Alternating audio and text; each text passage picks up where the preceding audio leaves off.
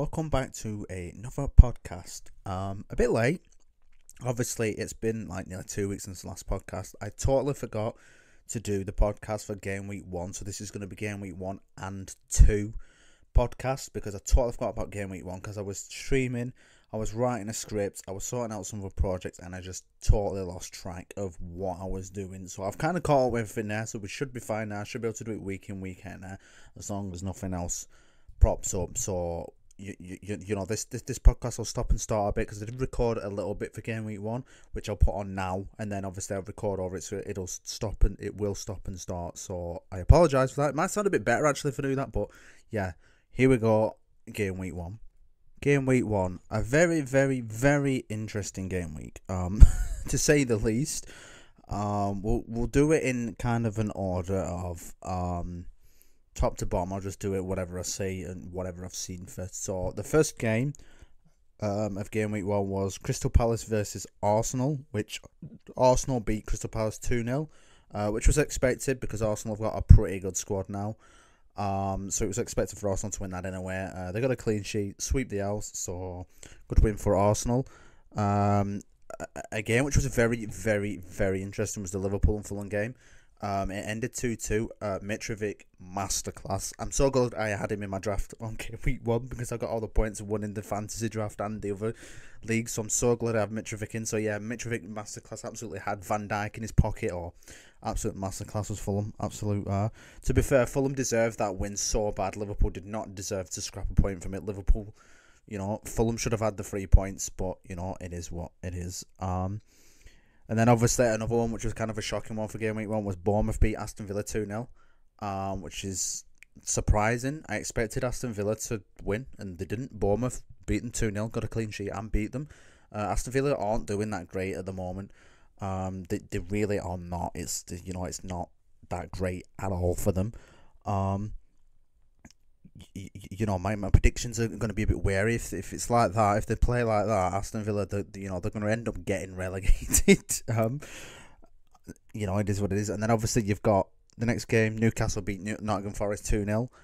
Expected again because of Newcastle's transfer business. You're expecting them to get a high position this season. Nottingham Forest have bought about 17 players now as well, so Nottingham are going to stay up, but they're basically doing a QPR and splashing the cash. So it's either going to work for them or they're just going to go down like QPR did and other clubs that spent big to try and stay up previously. Obviously, it won't happen for Newcastle because Newcastle are absolutely minted. They're the richest club in the freaking Premier League. We all oil riches and that, so they're not going to go down. And then obviously the next game, Tottenham beat Southampton 4-1.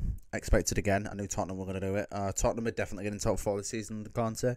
If they push for the title, it's seen to be said. I reckon they might a little bit.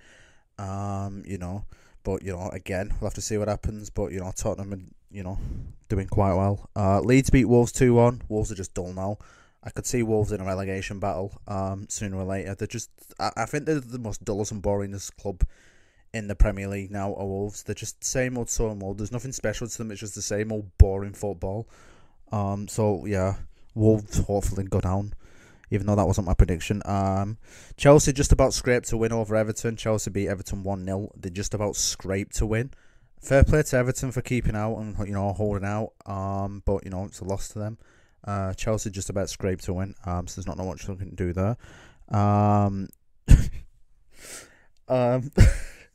Brighton beat Man United 2-1. Absolute Graham Potter masterclass. I can't really say much on that. It's Man United. They're an absolute mess of a club at the moment. The fans are trying to push the Glazers out.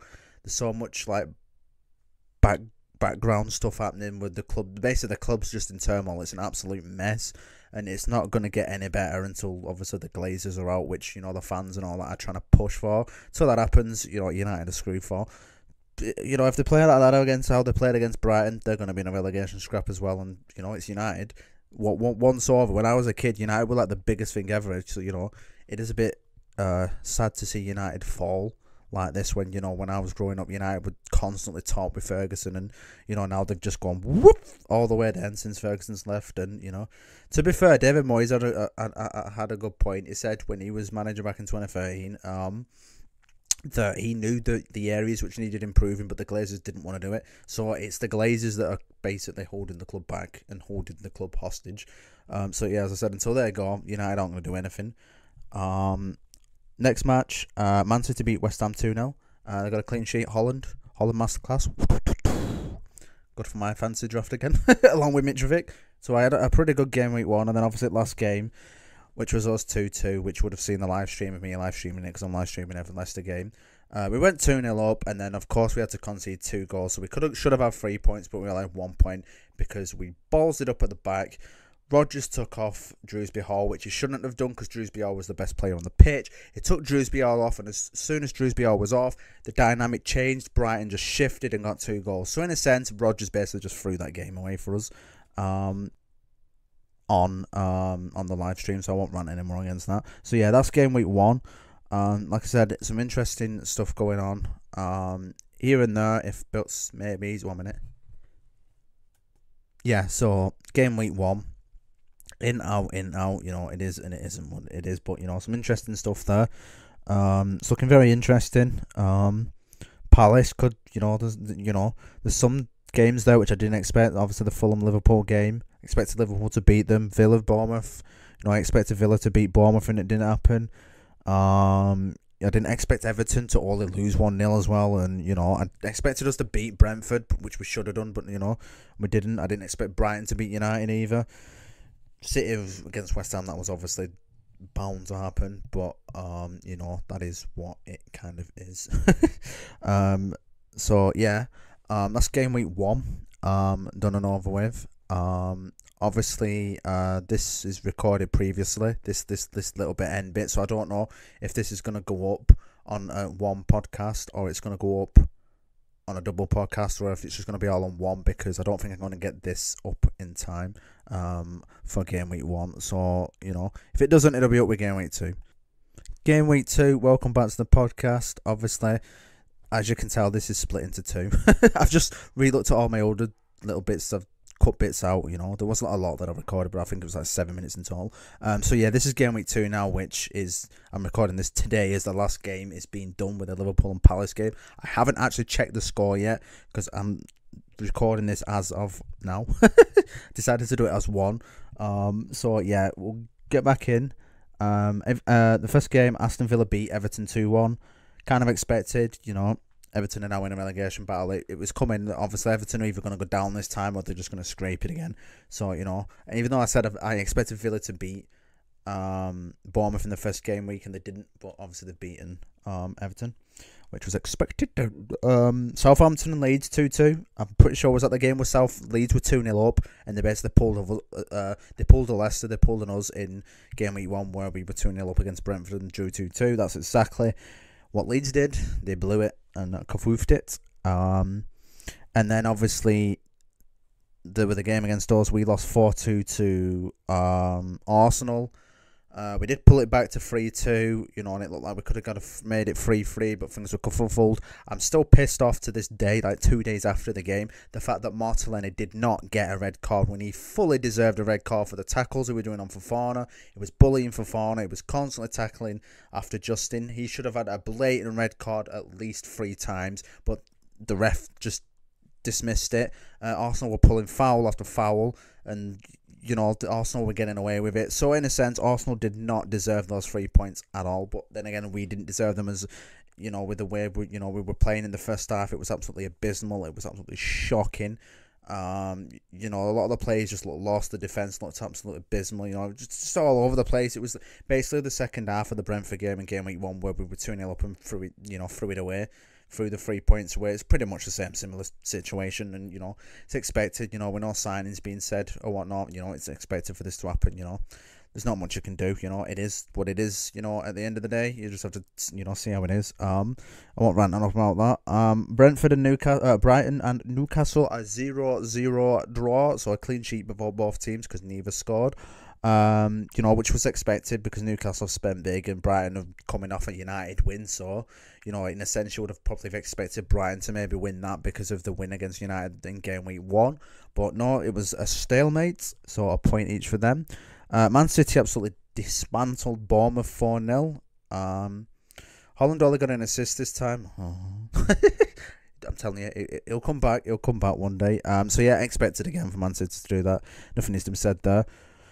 Wolves and Fulham 0-0. I expected Fulham to win them after drawing 2-2 and showing an absolute masterclass of a play against Liverpool in game week 1, but they didn't. They drew to boring old Wolves. Like I said in the last recording, which has been mashed into this, Wolves are now the most boring side in the Premier League. Let's be honest. The football is just boring. It's just there's nothing special to it anymore. I can see Wolves going down if they don't go down this season, they'll be going down in the next two. See, either this season or next season, I can see Wolves probably going down now. The football's it's just generic and it's boring. You know, they need to get gone. We want exciting teams in the Premier League that cause controversy, not some just boring football, which unfortunately Wolves do. So I think it's Wolves' time to go back down to the Championship. Nottingham Forest beat West Ham 1-0, which I was very, very surprised with. Nottingham, absolute masterclass from Dean Henderson. What a goalkeeper. I reckon Man United are kicking themselves now with how bad De Gea is playing, because they lost 4-0 to Brentford in game week 2. That puts them 20th. They are bottom of the Premier League after 2 games. De Gea had an absolute disaster of a game in that 4-0 loss, and obviously Dean Henderson had to top it off by pulling off masterclass saves against West Ham. You know, on loan to Nottingham Forest, absolute. You know, they'll be kicking themselves because they can't recall him back. You know, and I've always said Dean Henderson should be United's first goalkeeper. I'm like, De Gea's had it; he needs to be gone, and it's just proving my point. You know, Henderson should be United's number 1 goalkeeper, and you know they decided to put him out on loan again, so that's United's own fault. But yeah, United lost 4-0 to Brentford, was absolutely hilarious. You know, poor United. But as I've said in game week 1, recording thing of jig, yeah, nothing's gonna happen until Glazers is gone, because like I said, keeping the club back, they're keeping them out back. There's not really much more now that can be done. Can really be done, to be honest. You know, it's like a done and dusted thing now for United. You know, it is what it is, and oh my god. This was a controversial match. Chelsea and Tottenham drew 2-2. Now, just bear with me. They drew 2-2, but Chelsea were 2-1 up with about 10 seconds. With literally 5 seconds of the game. There was 5 seconds of the game left. It was a free kick to Tottenham. There was 5 seconds left of the game, and Harry Kane smashes one in to make it 2-2. But one of the Chelsea players, was it Killery? I can't remember who it was, pulled on Mark Cucurella's hair, basically dragged him down blatantly in front of the ref, and the ref just disregarded it. That should have been a foul and a red card, and it wasn't. And then obviously that's when Tottenham made it 2-2. There was a massive controversy.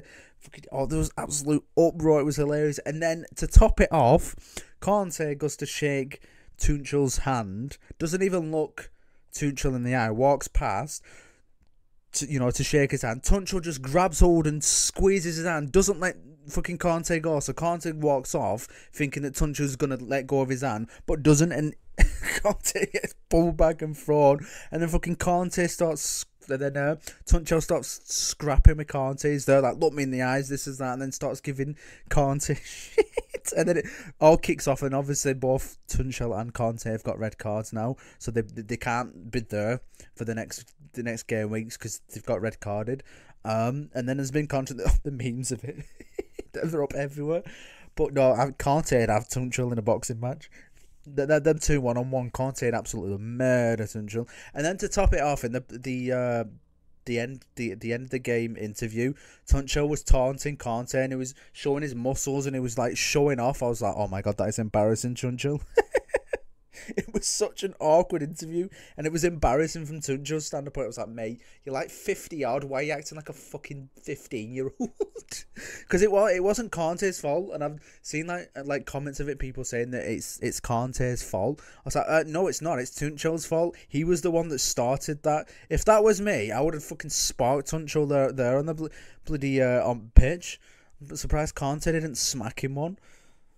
But yeah, absolute controversy in that game. Absolute controversy. And the last game, which is currently playing now, it's coming up to half time, which is the Liverpool and Crystal Palace game. It's currently Crystal Palace 1-0. I am very, very surprised by that. Who was it was scored? Was it Zaha? It was Zaha that scored.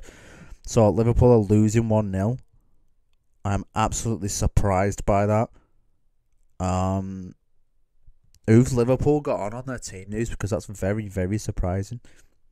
That's a good thing, because then I can laugh at Jake and Wallace in the bloody chat. So, obviously by the time this podcast gets put up, that game will probably be done. But then again, I might just save it and then add my reaction to that game on afterwards and then upload it. So they've got Alisson on in goalkeeper, which is understandable. And they've got Alexandra, Phillips, Van Dijk, and Robson at the back. Then they've got Harvey Elliott, Fabinho, James Milner, Salah, Nunez, and Wow. And they're losing. I mean, the only wow thing there is, they've put Harvey Elliott and Nat Phillips on because obviously injuries. Then Fabinho shouldn't really be there. And Milner's past it now. He's like 35. Milner shouldn't really be on the pitch at his age now, especially as a midfielder. He should have retired. I think how old is Milner? Pretty sure he's like 35 now.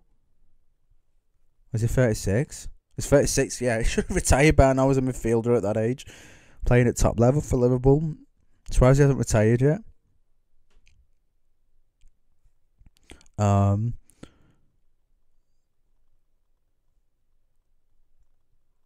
Yeah, the pause then, yeah. I'm going to leave that in just for comedic effects. But yeah, as I said, that's game week 2. Transfer standard points. There's a couple of things going on at the moment. Apparently Man United have now trying to push to sign Jamie Vardy off us on a 1-year contract because, as I've said before, United are in a mess. Ronaldo's obviously out now. There's been reports saying that United are going to apparently terminate his contract. So he's pretty much going to be gone, and apparently they want to replace him with Vardy for 1 year and then bring in a fresh, new, younger striker next summer. Now, if Vardy leaves, is beg to differ. I don't think personally he will, but he's still yet to sign a contract with us and it expires next summer, which was a similar situation with Schmeichel, and Schmeichel went. So if United offer him a big paycheck, I think he's going to take it, more so because of the Wagger case, because of his wife losing the court case, and he had to pay like 2-3 million out. So I think he's in need of a little bit more of a bank balance. So I think United could persuade Vardy in that way of saying, right, here's this much money each week. If he offers like a double what he's on, with us, then he's obviously going to take it, because he'll want one last challenge before he retires, which any footballer would be like, oh no, I'll stay loyal to this club. But if they want a one final challenge and feel they've got it in them to do one final challenge, which obviously Schmeichel's done, they're going to do it. And I have a feeling Vardy might take it and he might move to United because of that. That thing to try and out United, push them back into the European spots of Champions, probably not Champions League, but Vardy will improve the United squad a lot better than what it is currently, because Ronaldo's an absolute mess at the moment, and his behaviour is absolutely appalling. He's just like an absolute egotist. Literally, his behaviour is very questionable at the moment. Not a lot of United fans are liking him at the moment. Yeah, he's a club legend for United, but two of my mates that United fans have both said they'd prefer Vardy over Ronaldo at the moment, because Ronaldo's just an absolute shocking appall. They've said they want him gone, even though he's a club legend, they want him gone, and Ronaldo said himself he wants to go, but no one wants him. So that's the only issue. United can't get rid of him because nobody wants him, because they said he wants to be playing top football, Champions League, and none of these Champions League teams want him, so he's stuck at United with nothing. Well, Europa League, should I say. But you never know. I can see something happening. Say if Vardy leaves, I can see United going on to win the Europa League. You watch it. Vardy will leave for one last challenge, and he'll go and win the Europa League with United. I can see it happening. But like I said, if Vardy goes, he goes. At the end of the day, as a club legend like Schmeichel did, they've been here, both of them, for over 10 years. So you can't keep them at the club forever. If they want to go and, go for one last challenge, then, fair play to them. You can't force someone to stay at the club. I mean, if they love the club, then some players do stay for their entire career. And just stay at that one club if they do have a fondness for that club. But it's very rare with footballers nowadays, because money talks. And obviously that I'm saying money talks, that they're talking about other Leicester players for Fawn is another situation, and Tielemans. In the Arsenal match, there were chants against Tielemans saying either to come to us or piss off. basically, I can't remember what it was now, but it was basically the Arsenal fans chanting to Tielemans, if you're not going to come to the club, shut up and piss off. That was basically what the chant was, because he's pissing about. I think that's not just on Tielemans, I think that's on the club, not coming to terms and the right payment and agreement, which we as a club want for a transfer fee for Arsenal. Arsenal obviously don't want to pay that, which is fair enough, but it's keeping Tielemans back if he wants to go. And then obviously the Fofana is now, apparently reports have come out that Fofana's kicking up a fuss.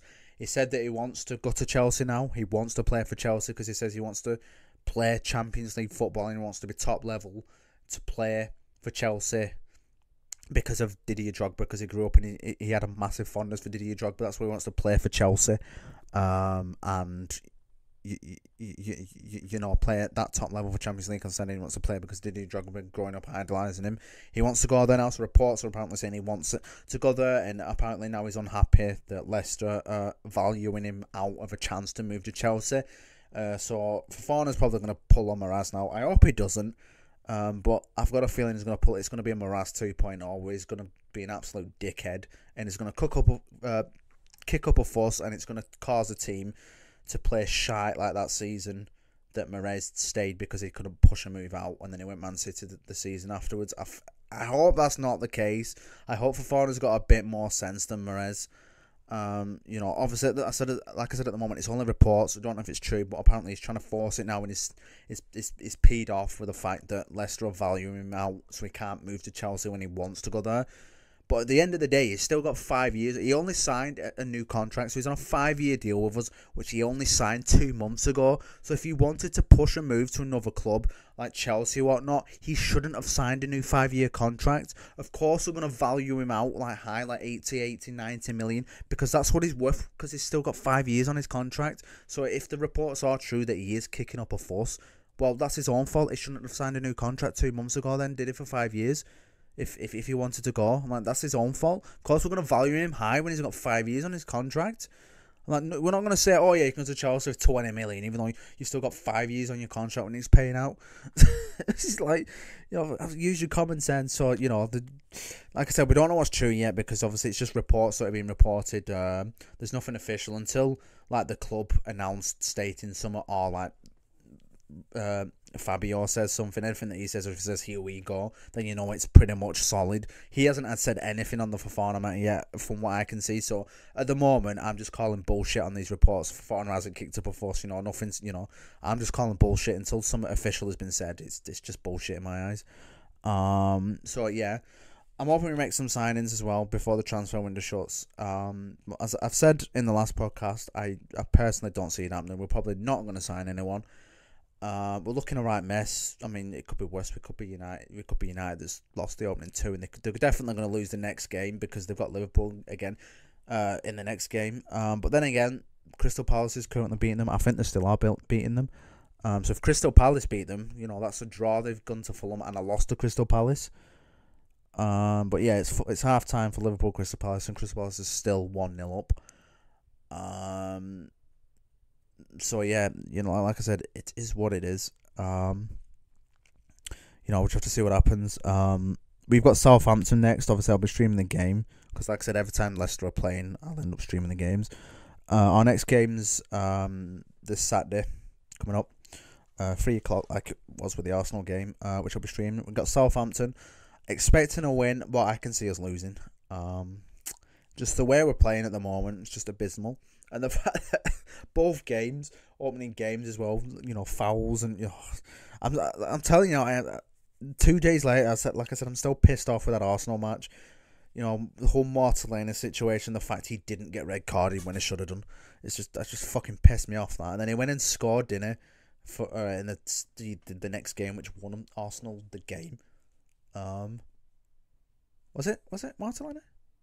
Yeah, for us, yeah, well, he scored one, didn't he? That's what pissed me off as well. I was like, of course. I think he scored, didn't he? Because it pissed me off. I was like, of course he's just gone and scored now. Yeah, he did. He scored the foot, because it was 3-2. And it was 3-2, and we looked like we was coming back into the game. It's like, we almost had a third goal, pushing for it. And then, of course, Martinelli had to score.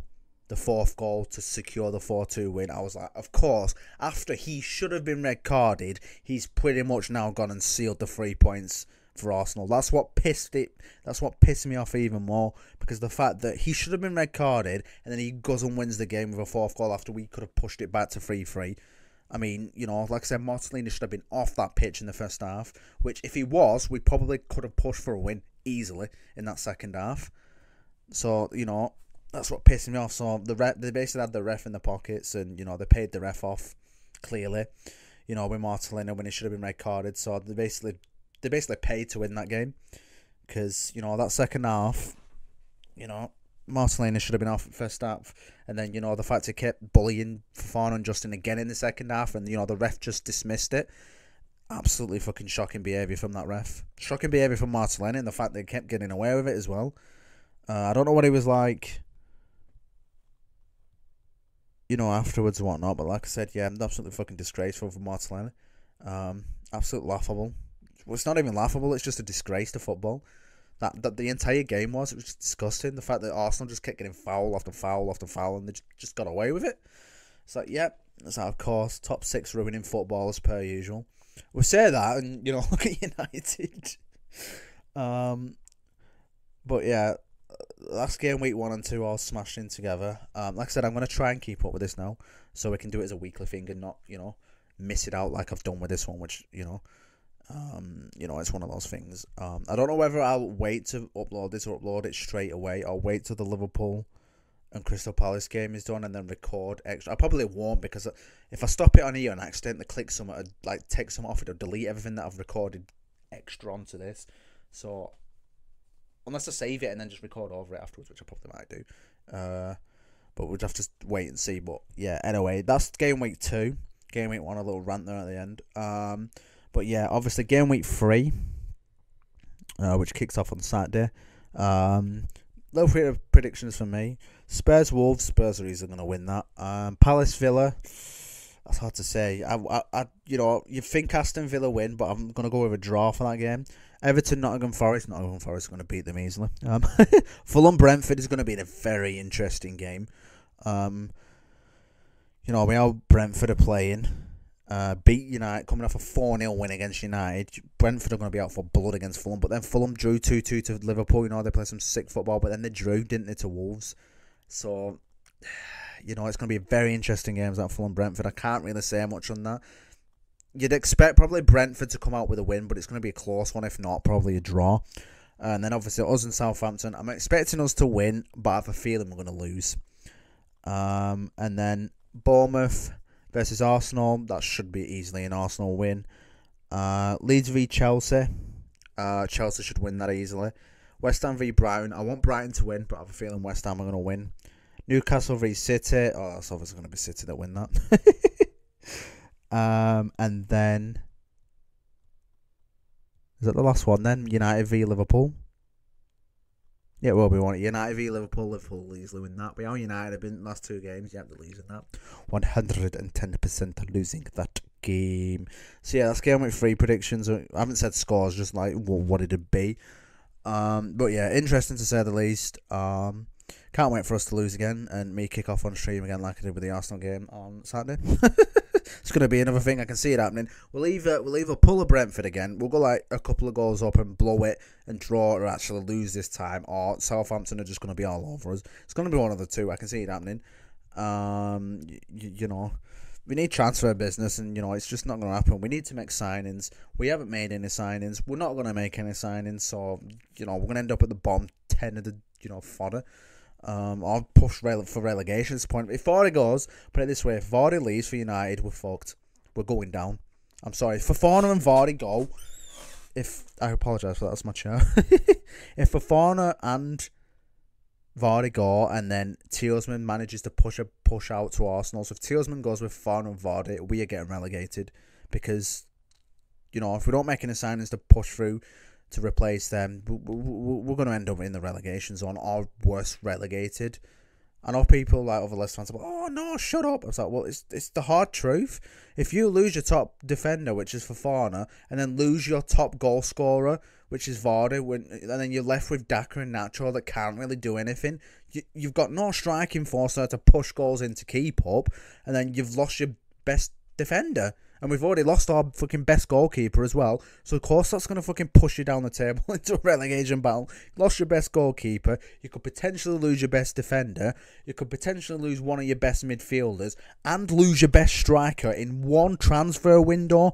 That is going to push you down into the relegation zone. Or at least 14th to 19th, not lower than that. Probably that'll push you 16th to 20th, losing all 4 of those. And it's just the reality of things. It's what's going to happen if Tielemans, Fofana and Vardy go. Then you're going to struggle to stay up, and because you've left it so late in the transfer window and you've not made any signings. We're going to be in an absolute mess.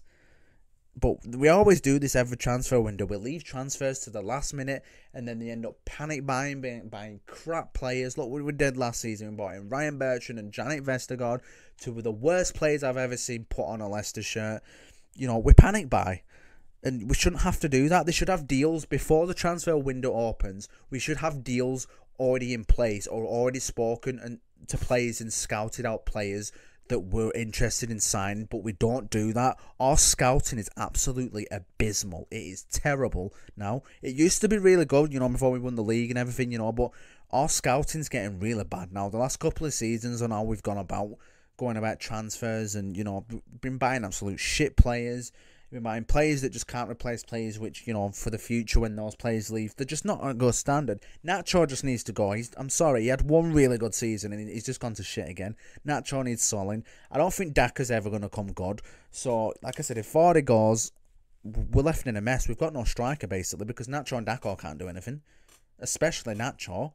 And, Daka's not really going to do anything. I thought Daka was going to come on good this season, but he's hardly played these first 2 games. So we're in a mess striking force wise. We're even in a mess defensive wise anyway. If you look at those first 2 games in our defence, it hasn't been that great. Fofana's really only been the one. I mean, Evans has been alright, but Evans was absolutely abysmal in the Arsenal game. And obviously he's pushing on 34 now. So this is what I mean. Aging squad at the back, I don't know what to say other than, this is going to be a very, very, very tough and hard season for Leicester fans. It's going to hit hard because if we do get relegated after all of this, when we could have signed players, obviously our previous owner before he unfortunately died in a helicopter crash, he's going to be turning in his grave. He'll be thinking to his son, what are you doing? Like, what have you done to the club that we've spent so much money on to build? What have you actually done? He literally will be turning in his grave. I don't know what Top is thinking at the moment, but I don't know what his aim is or, what expectations are. But the way it's looking, I think his expectation is let's try and stay up and not get relegated. I think that is the expectations of this season, to try and not get relegated, because that's the situation we're in at the moment, unfortunately. And, I wish our expectations were higher. I wish we were pushing for, another 5th place finish like we did back-to-back and then an FA Cup win. Wish we were pushing higher, but the reality of it is we're a mid-table club now at the best. Until, we get funds more, buying better players and, we're pushing for that infrastructure. We're not going to improve now when, best players go in and, we're not replacing them. We're not going to get anywhere. But at the end of the day, you've got the stadium expansion, so that's going to hinder transfers as well. So you can understand some of it. The stadium upgrade and you can't really use the facilities that we bought now really as an excuse, because that was paid out the Harry Maguire money. So you can't use that as an excuse now why we haven't made signings. Well, why did we make signings for the last 2-3 years then, since we sold him, if that was the case for buying that? But then, obviously, like I've said previously in the last podcast, we've got the issue. There's too many on the wage bill. We need to get all the dead weight out, get rid of them. If you can't get rid of the dead weight, which we're struggling to do, you can't bring in any new players. So we are physically in a mess because we can't get rid of all the shit dead weight players to bring in new, fresh players, which I go after youngsters, younger players that look good, and then build them up and build a young, decent squad up that you can smash for stuff. Take an example of what Klopp's done with Liverpool. They should be doing that, building a younger squad and building them up to better players. But then again, Klopp's still a decent manager that can do. Then again, Pep's good at doing that with young players and raiding them up, but Klopp's better. I don't think Rodgers would be good at doing that, taking like really young players and bringing them up and making them from average to mid players to world class players. I don't think personally Rodgers can do that, because if you look at his transfers, even look at his transfers when he was in charge of Liverpool, they weren't that great at all. I don't think any of the signings that Rodgers made are actually there anymore. When did he leave? Did he leave 2018, 2019 Liverpool? No, he left in 2018-19. No, Klopp was in charge then. He left in 2015, so I mean that was 7 years ago. But look at when obviously Klopp took charge when Rodgers left in 2015 after 3 years. None of those players there anymore, and I don't think any of those players that Rodgers signed are actually relevant or were relevant after it, like the season after he went. So, and I haven't seen any new news on if, any new signings or anything us being linked to. There's just nothing. There was 2 players which we were linked to. Nottingham Forest are signing one now, which was supposed to have been our replacement for Tielemans, but Nottingham Forest are bloody signing him now. There was a defender which we were going after, Levi Colwill, but hasn't he gone now? Has he gone to Brighton or going to Brighton or something? So this is what I mean. What is our What is our director of football, John Rudkin? Rudkin actually fucking doing? It's like one of the most useless director of footballs I've ever come across. I'm like, does he know what he's doing? Well, I mean, we've been saying that for the past like 6, 7, 8 years or forever how long he's been director of football for. Just terrible. And our chief scout as well. Like, what is our chief scout doing as well? Like, it does beg to question on what the hell is actually going on behind the scenes. Because we're in absolute shambles at the moment. We should have brought in a new goalkeeper. What we did with Alex Smith is, but that's for a third goalkeeper. We should have replaced Michael. We could have gone for Bernd Leno, but he's gone to Fulham now. We could have got bloody Leno. We could have used the Tielemans deal to bring Leno into the club. Leno's a decent goalkeeper. Why didn't we use the Tielemans deal as an opportunity to bring Leno in and sell Tielemans for a bit of money? No, it's like the club just don't have any brains. Like, what? Like I said just previously, what is Top actually thinking in regards to the club and expectations? And it's an absolute mess. Like, I have no idea what they're doing. But, they're not doing much. Like I said, there's so many deals and goalkeepers and other deals we could... Like, look at the Fofana deal. We could have done a deal like, right, you pay us 30 million for Fofana and add in Levi Colwill and... Because Callum Hudson, or Dare, whatever he's called, Callum Hudson, he wants to go and Levi Colwill wants to go. Well, why didn't they use the Fofana deal and say, right, you can have Fofana because Chelsea want Fofana? Why didn't our club go, right, there's Fofana, you give us 40 million with Levi Colwill and Callum Hudson, so 2-player exchange plus cash for Fofana, so then we'd sell Fofana to them, then we get Levi Colwill, which will replace Fofana, and then you'd have a midfield in Callum Hudson. Callum Hudson's an absolute baller, and he's going to be a very good footballer in a couple of years, and we could have got both of those in with the Fofana deal, but they didn't do anything like they could have done with the bloody Bernd Leno, with the bloody Arsenal transfer, with bloody to bring in a goalkeeper to replace Michael for the bloody Tielemans deal. Like, it baffles me. I don't know what they're doing. I'm like, right now, I could do a better frigging job of being a chief scout and a director of football for fucking Leicester at the moment. It is an absolute shambles, and I'm not even in the football scene. I'm not... The only football experience I've got is fucking Football Manager. And even I do a better job than some of these staff at Leicester at the moment. Like, Jesus Christ, the amount of deals that were there plated to Leicester, to us, that we could have gone for. Bernd Leno, you could have gone for Colwill and Callum Hudson, and even Ruben Loftus-Cheek as well. 3 players at Chelsea that you could have used as the Fofana deal. Leno for the bloody Tielemans deal. Like, what? They were there right smack bang in a plate on front of them, face to face, and they decided, oh no, we're not even good. It's like they just didn't know that they were there. Imagine if those deals actually went through. We'd have Bernd Leno, we'd have either Callum Hudson-Odoi or Ruben Loftus-Cheek with Levi Colwill, 4 fucking good players that would have been sick fucking replacements. I would have been fucking well over the moon with that. If we signed Bernd Leno with Levi Colwill, Callum Hudson-Odoi and Ruben Loftus-Cheek, that would have been a fucking sick transfer window, and we could have had all 4 of those players, but because it's us, we didn't use our brains to make those deals happen with the Tielemans and Fofana deals. Like, what is going on? Like, I'm absolutely puzzled. I really am puzzled at this moment in time on what our transfer business has been this season. It's just non-existence. Yeah, we go inside a 32-year-old Alex Smith that's never played in the Premier League once and has been an average goalkeeper in the Championship for QPR and whoever else he was with Huddersfield at one point in Championship, Preston or something, for ages. Just shows the club we don't have any ambition for anything this season, which is why I said at the beginning of the season, I can see Rodgers probably either walking or getting sacked before Christmas. I mean, there's already reports, like I said in the last podcast, there's reports of Rodgers already kicking up a fuss because there's a lack of transfer business. Because, we're not getting rid of the dead weight to give Rodgers funds to make deals. He's probably seen what I've seen with, the Leno deal, which we could have done with Tielemans, Levi Corwell, Callum Hudson, and the Ruben Loftus-Cheek deals we could have done with Fofana. He's probably seen exactly what I'm seeing and what all rest of other Leicester fans are seeing, and he's probably just as pissed off as us, and I can understand it. I'm like I said, it wouldn't surprise me if Rodgers did randomly just walk and say, right, I want my contract terminated, I'm sick of this, I want gone. It would not surprise me. But like I said, it is what it is. Rant over for that anyway. But yeah, that's game week 1 and 2.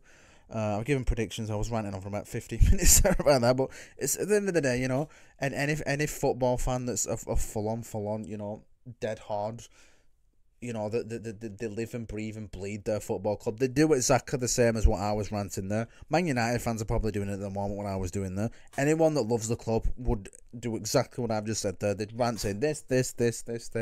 But, that just shows you're a fan. If you don't do that as a football fan, you are not a fan of that football club or a football fan at all if you don't rant about stuff. And, you put like this, you're just not. If you don't rant about your club, good or bad, you're not a football club, and you obviously don't support that club. But yeah, anyways, like I said, that's that. I've given you my predictions for game week 3 anyway. We'll see how it is. So yeah, you'll hear from me about football news on my Twitch channel again when I go live for the next Leicester match. And then I'll try and get the podcast up on the Monday, because the last game's United and Liverpool. So it might be even Monday or Tuesday. So either 22nd of August or 23rd of August would be podcast free for game week 3. I'm gonna try and keep each game week now instead of just pushing it. So yeah, thank you once again for listening to this podcast. A little bit of rant there, but like I said, football fans for you. If you don't do that as a football fan, you're not a football fan. End of if you don't rant. But yeah, I will see you again in the next podcast.